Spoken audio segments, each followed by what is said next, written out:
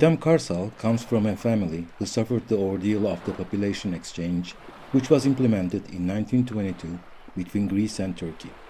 The family was forced to migrate from Crete to Smyrna, known as Izmir in Turkey. She is a singer who took part in one of the peace events in Leros, together with her husband who plays the lute. The population exchange is a post-war trauma experienced by the two peoples of the Aegean Sea, who were ordered to leave their homes almost without anything. However, some of the exchangees not only survived this ordeal, but also managed to build new lives out of scratch under extremely difficult circumstances. For they were considered as the other in their homeland, where they were born and bred, and yet they were not welcome in the new land where they settled. In other words, they were twice a stranger. Ο Φώτης ο Καζάζης είναι μαζί μας σήμερα το πρωί. Είναι φωτογράφος, εξαιρετικός, συγγραφέας, καλός μας φίλος και μέλος της Δάφνης. Ο ένας παππούς ήταν από τη Μυτιλήνη και πήγε νωρίς στη Σμύρνη και έκανε εμπόριο σαπούνια και λάδι. Ο άλλος παππούς ήταν στην επεξεργασία του μεταξιού και το 1908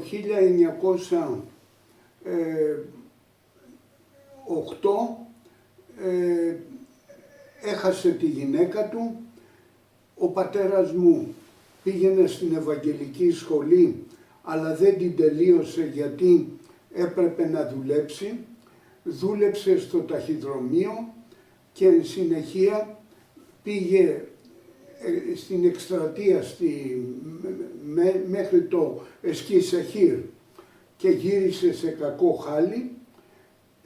Ο άλλος, η μαμά μου με τον αδερφό της έμειναν στη Σμύρνη και ο αδερφός της πήγαινε στη σχολή του Μπάξτερ. Εκεί είχε φίλο το γιο του πρόξενου, του Ιταλού πρόξενου.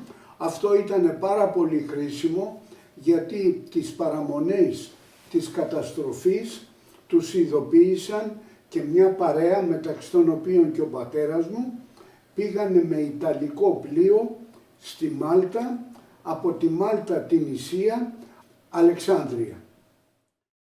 Η υπόλοιπη οικογένεια μέσω Μυτιλήνης με τη καταστροφή της Σμύρνης φύγανε στη Μυτιλήνη και ήρθαν Αθήνα.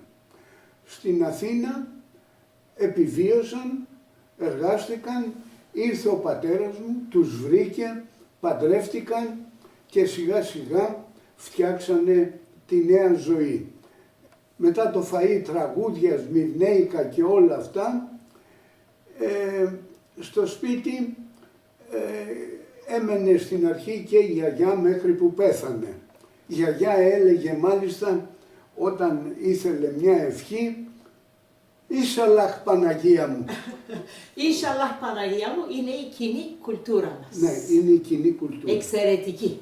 Ναι. Και που είναι πάρα πολύ σημαντικό. Ναι. Πες μας, τι κάνεις εσύ στο Σύλλογο Ιμβρίων, με τους Ιμβριώτες κτλ. Στους Ίμβριους έχω κάνει πολλές εκθέσεις και παρουσιάσεις βιβλίων, άλλωστε έχεις έρθει, και είναι ένας σύλλογος καταπληκτικός με πολλές δραστηριότητες. Δεν είναι δηλαδή μόνο η φωτογραφία, είναι χορός, είναι τραγούδι. Και τώρα πες μας τη γνώμη σου για την ειρήνη, για τη Δάφνη μας. Την ελληνοτουρκική φιλία, κυρίως την ειρήνη μεταξύ των λαών, το γνώρισα σε μία συνάντηση στην Αθήνα. Έγινα μέλος. Από εκεί και πέρα έζησα πάρα πολύ καλές στιγμές σε συναντήσεις τόσο στην Αθήνα αλλά κυρίως στα φεστιβάλ που οργάνωνε η Δάφνη. Το τρίτο φεστιβάλ, εκεί είναι που ξαπλώθηκε η Δάφνη στην Ευρωπαϊκή Ένωση. Πήγαμε στο Στρασβούργο. Και κάναμε μια πάρα πολύ καλή έκθεση στο Πανεπιστήμιο και στο Ναι, Στρασβούργο. Μια ναι. φωτογραφική έκθεση. Βέβαια. Και μετά το συνέδριο που είχε μεγάλη επιτυχία, κάναμε εκδρομή στην Αλσατία, άλλη αλυσμόνητη εμπειρία, διότι ένας παραγωγός άνοιξε κρασιά και μας κέρασε αλυσμόνητα, κιθάρες, Ο Φίλιπ μουσική, Κλον, στο πάρκο. τραγούδι, στο πάρκο. Jazz Manouche. Ναι. Ναι. Ξεχνιόνται όλα αυτά. Αυτή πρέπει να είναι η προσπάθειά μας για να προωθήσουμε ακόμη περισσότερο στις μέρες αυτές τις δύσκολες την ελληνοτουρκική φιλία, την ειρήνη. Να φέρουμε τους δύο λαούς Να κοντά φέρουμε με την κουλτούρα, Έτσι, με καλλιτεχνία. Δεν υπάρχει άλλη λύση. Ναι. Για το μέλλον μας, για τα παιδιά μας. έτσι. Ευχαριστώ πάρα πολύ, Φώτη μου. Ευχαριστώ. Καλά. Fotis Kazazis, a third-generation exchangee, and his family were uprooted from their home in Izmir for a long journey through various Mediterranean countries, only to end up in the modest Athenian suburb of Nea Smyrna. He is a reputed photographer and the author of well-received books. He has been teaching his art for years at the Association of Imros in Athens. His objective is to show through the medium of photography that in reality there is no such thing as the other, by reminding his students of the common Anatolian culture that goes back in time, and by arguing that this culture should unite rather than separate the two peoples of the Aegean. We have to emphasize that the Aegean Turks and Aegean Greeks have a unique identity, distinct from their compatriots in other regions. Like in Leros, I have realized that you must live or have lived in this region. You have to belong to the Aegean Sea to understand deeply what it means to live constantly with the sea, wind, storm, sun, and inhale the salty, humid air. Leros resurrects my recollections of old Ayvalık very intensively. What I'm saying is that the sights, sounds, chats in the market in Greek and smells of the Leros evoke my memories of Ayvalık that faded over the time. I thank you in particular, Daphne, for creating this friendship opportunity for all of us. Ömer Karacan's family had to migrate from the Lesbos island to Ayvalık across the sea. Although he completed his studies in Ankara, Istanbul, and Vienna, where he currently lives, he has always been aware of the fact that he is an exchangee with a sense of pride of being simply Aegean irrespective of nationalities. İki tane kız kardeş. Bir Nurten, bir de Gülten oynuyorduk beraber. O çok iyi kızlar. Sonra gittiler. Memur. Babası. Memur. Geldi bir başka Asya Hanım. Asya Hanım çok. Hep bizimle. Evde geliyordu hep. Bir tane oğlu vardı. Doğan. O beni arkadaşlarla hadi çok dolaşmayın. Ben de metaipan na pampi che pietra me von idem ora era idem kaditara na piun aptibon che fina mirta me von Alexandra Pistus Godillo o Vasilis Pii στη μεγάλη σχολή διαβάζα τα παιδιά και τα δυο στο γέννη. The islands of Tenedos and Imros, close to Dardanelles, were mainly populated by Orthodox Greeks of Turkey, in other words, the Rum. In 1964, the Greek Orthodox schools of these islands were indefinitely closed, and therefore their students had no other choice than continuing their education in Istanbul. One can geographically move away, but one cannot give up one's roots. The grandmother Portakali is originally from Imros, where her own family, as well as her husband's, were involved in agriculture and animal husbandry. Following the deportation of 1964, they had to move to Istanbul, and in order to survive, they took various odd jobs. Due to the troublesome living conditions, they eventually migrated to Athens. Against all odds, she remembers being close friends with her Turkish neighbors, leading a peaceful life on the island. Their peaceful life was practically destroyed by practices of deportation of the Rum minority. This was a time at which political tensions provoked disruption and displacement for people who otherwise enjoyed a relatively harmonious, although heterogeneous coexistence.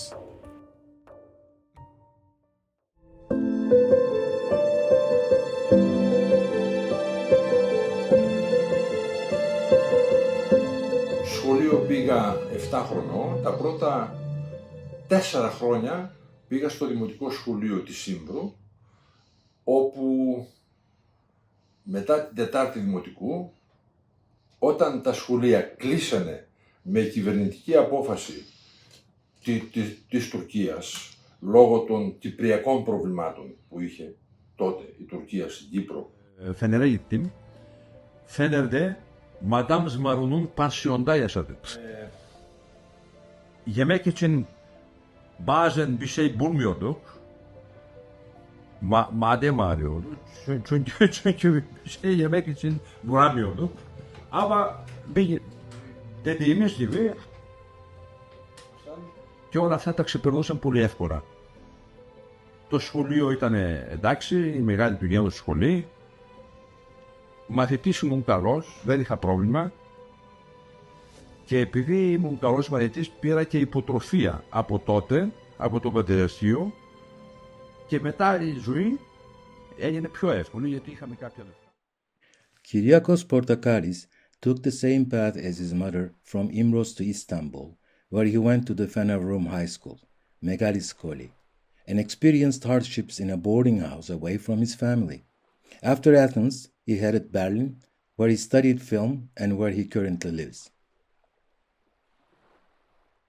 Θέλω να χαιρετήσω την πρωτοβουλία του Συλλόγου Τουρκοελληνικής Φιλίας Δάφνη Ντέφνε για την πρωτοβουλία αυτή, την οποία πραγματικά κάνει εδώ και 7 χρόνια στη Λέρο, προβάλλοντας την ειρήνη, την αγάπη, τον διάλογο, τη σχέση των ανθρώπων, την αρμονική σχέση των κοινοτήτων μας σε όλο το Αιγαίο.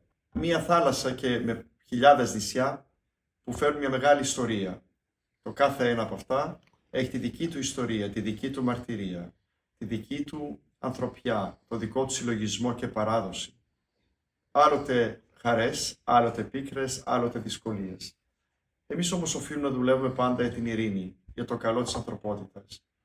Διότι επιβάλλεται αυτό για τα παιδιά μας, για αυτό το ωραίο μέρος του κόσμου, που είναι ένας παράδεισος για όλους τους ανθρώπους, που έρχονται για να απολαύσουν το καλοκαίρι, να περάσουν όμορφα, να δουν τις ομορφιές της φύσης, τις ομορφιές της παράδοσης και του πολιτισμού, των ανθρώπων που περιβάλλουν και δημιουργούν αυτή την ωραία σχέση. Και νομίζω ότι το Αιγαίο αξίζει πολλά περισσότερα. Πολλά περισσότερα να απευθύνεται όχι μόνο για τον τουρισμό, αλλά για τους ανθρώπους που κατοικούν εκεί, για τους ανθρώπους που έχουν μια τεράστια παρουσία, ιστορική παρουσία στους τόπους αυτούς. Και νομίζω ότι η μεγάλη αυτή παράδοση και η ιστορία του τόπου πρέπει να παραμείνει και να εμπνέει και άλλους πολιτισμούς και άλλες κοινωνίες. Εγώ θα ήθελα να μιλήσω για την Ύμβρο, την οποία τη γνωρίζω τα τελευταία 15 χρόνια πολύ καλά. Έχω δει από κοντά τον τόπο, τις ομορφιές της, ξέρω το παρελθόν της και τις δυσκολίες της, έχω την σύγχρονη περίοδο, τη μαρτυρία της σύγχρονης περίοδου και της ελπίδας στην οποία προσπαθήσαμε τα τελευταία χρόνια να εμφυτεύσουμε και να επαναπατρίσουμε σε αυτόν τον τόπο. Ένα νησί όχι μόνο με ιστορία και παράδοση, αλλά και με πολλές φυσικές ομορφιές και με εξαιρετικές δυναμικές και με εξαιρετικές επίσης ευκαιρίες για ένα καλύτερο μέλλον. Η Ύμβρος αναβαθμίστηκε πάλι τα τελευταία 15 χρόνια, διότι ανοίξαν τα ελληνικά σχολεία. Και έτσι βρήκε την παλιά της ταυτότητα, την παλιά της συνέγλη.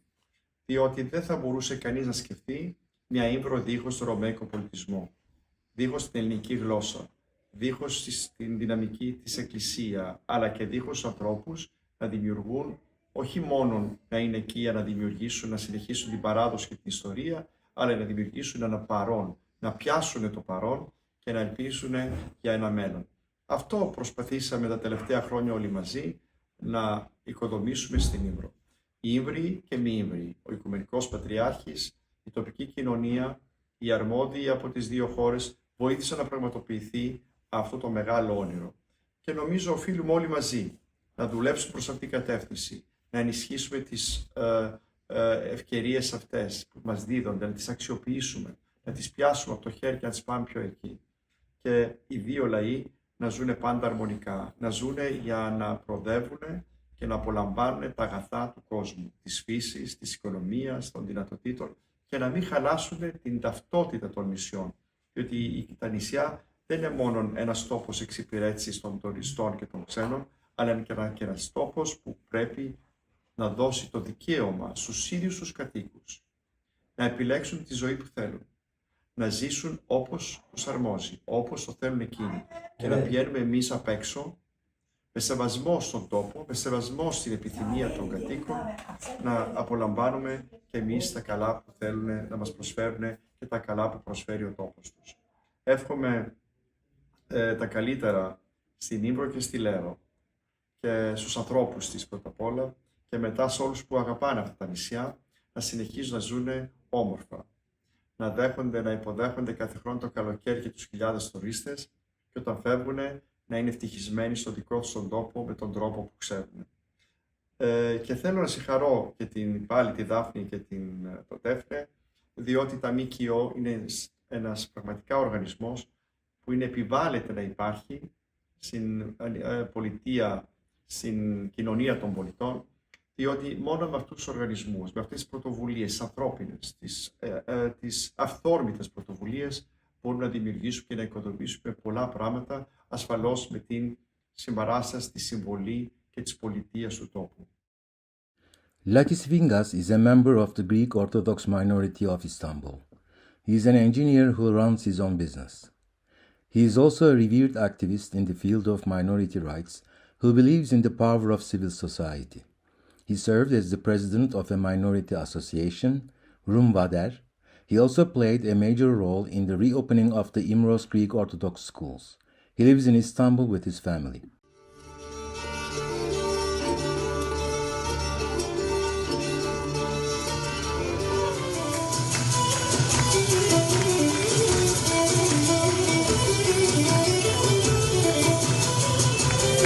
Προσεγγίσουμε τα παιδιά από πολύ μικρή ηλικία, βάζοντας τους το σπόρο της παραδοσιακής μουσικής, αυτής δηλαδή της μουσικής η οποία δεν έχει γραφτεί από έναν συγκεκριμένο άνθρωπο, αλλά από μία ομάδα ανθρώπων στην πορεία του χρόνου και να ακούν, να χαίρονται και να διασκεδάσουν μέσα από την κοινότητα, μέσα από την ομάδα. Αυτό προσπαθούμε να κάνουμε έχοντας παιδιά από πολύ μικρή ηλικία, με διαφορετικούς τρόπους παιδαγωγικούς εννοείται, αλλά να συνεχίσουν και να γνωρίσουν τον κόσμο, τον ελληνικό, από την νοοτροπία του, μέσα από τη μουσική, το χώρο και τη διασκέδαση της ομάδας, της κοινότητας.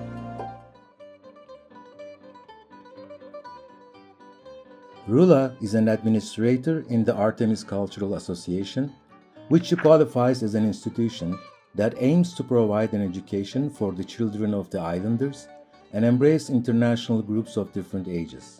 She is a graduate of Athens University and has a multi-ethnic and multicultural family genealogy. Την Artemis στην αρχή. Η Artemis δεν είναι ακριβώς δουλειά, είναι αυτό που αγαπάμε, αυτό που κουβαλάμε μέσα μας και έχουμε βρει το σπίτι αυτού που έχουμε μέσα στη ψυχή μας και το έχουμε πει Artemis και εκεί μέσα καλλιεργούμε όσο μπορούμε την τοπική παράδοση, τον τοπικό λαϊκό πολιτισμό, δημιουργούμε συνθήκες για τα παιδιά να ταξιδέψουν μακριά από την Λέρο σε άλλα νησιά. Και αν τα παιδιά από τις δύο χώρες γνωριστούν από μικρά, μιλάνε από μικρά, χαίρονται μαζί από μικρά, θεωρώ ότι αυτό που θα φροντίσουν είναι να φτιάξουν ένα καλύτερο μέλλον και για τους δύο λαούς που ζουν δίπλα-δίπλα. Καταρχήν πρέπει να σας πω ότι υπάρχει κάτι πολύ ενδιαφέρον που μόνο ένας Έλληνας με έναν Τούρκο μπορούν να το καταλάβουν αυτό. Είναι ότι η παράσταση έγινε χωρίς πρόβα.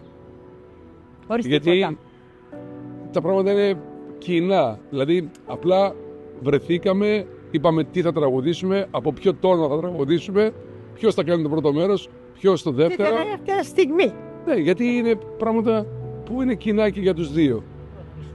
Όταν ήμουν 5, 6, 7, δεν καταλάβαινα γιατί ο παπάς μου πάντα μας έδινε την ευκαιρία να ταξιδεύουμε, αλλά δεν καταλάβαινα γιατί δεν πηγαίναμε ποτέ εκεί. Πηγαίναμε σε όλο τον υπόλοιπο κόσμο και δεν πηγαίναμε εκεί. Θα έλεγα ότι η Λέros πρέπει να γίνει ένα σημείο αναφοράς της ειρήνης και της λύσης προβλημάτων. Δηλαδή θα μπορούσε να είναι ένα Νταβός της Μεσογείου.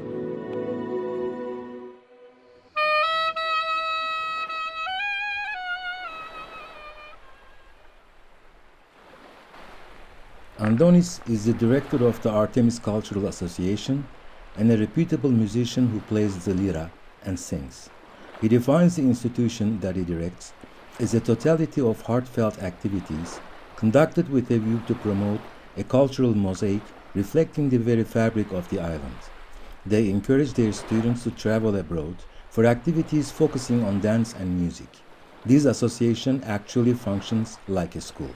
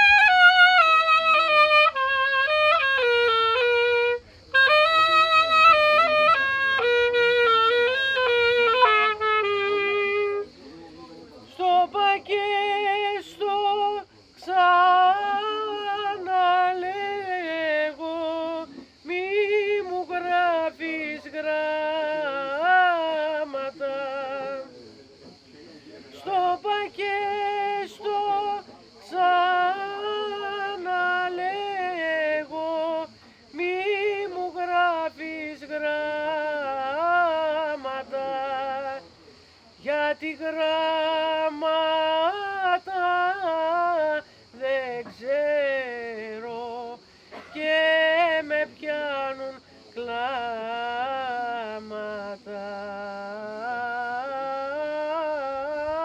γιατί γράμματα δεν ξέρω και με πιάνουν. Daphne Leberu is one of the beloved musicians of the island of Leros. She is a graduate of the Conservatory of Thessaloniki and plays multiple instruments including the piano, the accordion and the clarinet. She represents in her artistic performance a unique combination of various cultures of Thessaloniki where she was born and grew up.